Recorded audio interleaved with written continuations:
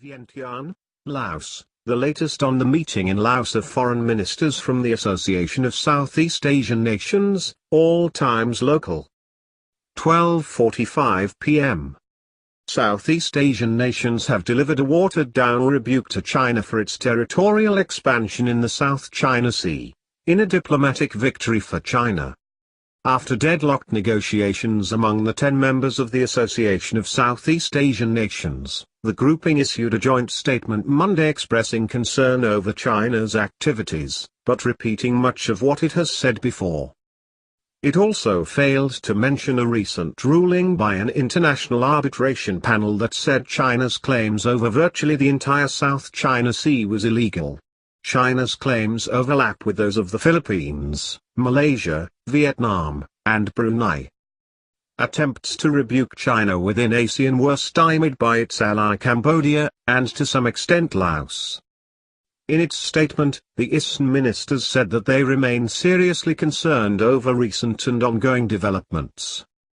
They also said, "We reaffirm the importance of maintaining and promoting peace, security, stability, safety and freedom of navigation in and overflight above the South China Sea."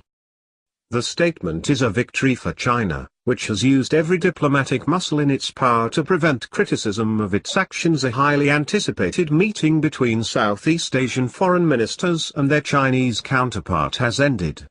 It is expected that the two sides discuss China's territorial expansion in the South China Sea. Continue reading the main story. Chinese Foreign Minister Wang Yi did not speak to reporters after the meeting Monday with ministers and officials from the 10 countries that make up the Association of Southeast Asian Nations. But he is scheduled to give a news conference shortly. ASEAN is divided on whether to rebuke China for its territorial ambitions, which infringes on areas claimed by 4 ASEAN member nations.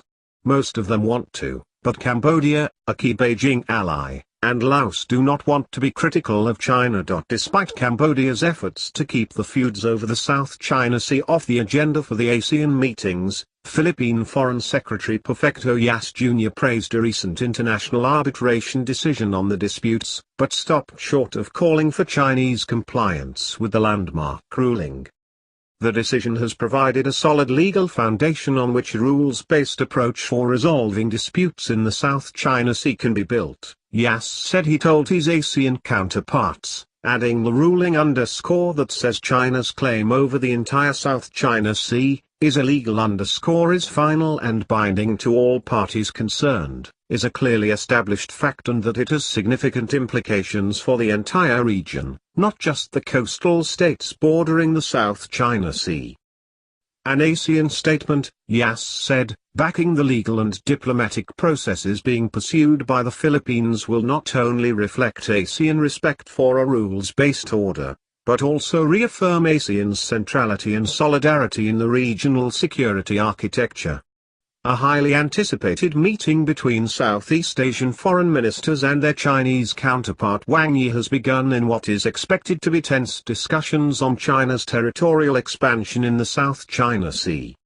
Wang Yi arrived at the Laos Convention Center on the outskirts of Vientiane with a large delegation before being joined by the ministers and officials from the 10 countries that make up the Association of Southeast Asian Nations.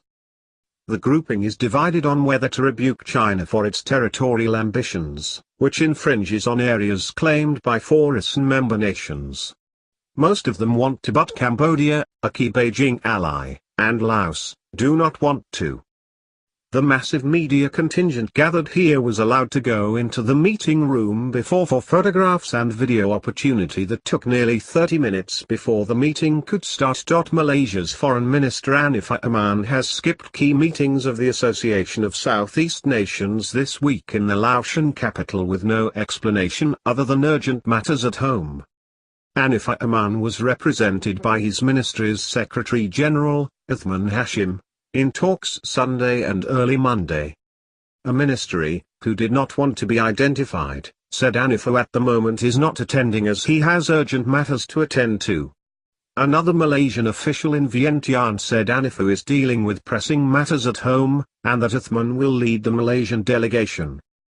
Hanifa's absence is striking because Malaysia is one of the claimants in the dispute with China in the South China Sea, which has dominated talks at this year's ASEAN Foreign Ministers' talks.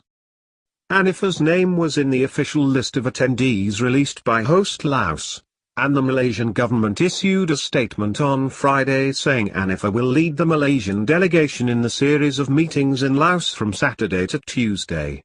This indicated that his absence was a last-minute development.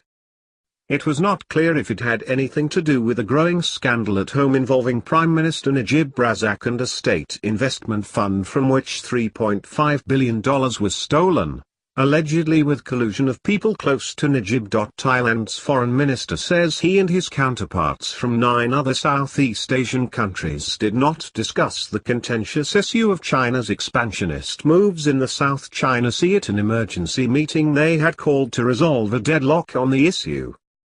Don Pramudwinai says the ministers, however, decided to issue a joint communiqué, which had been held up because of disunity among the 10 members of the Association of Southeast Asian Nations.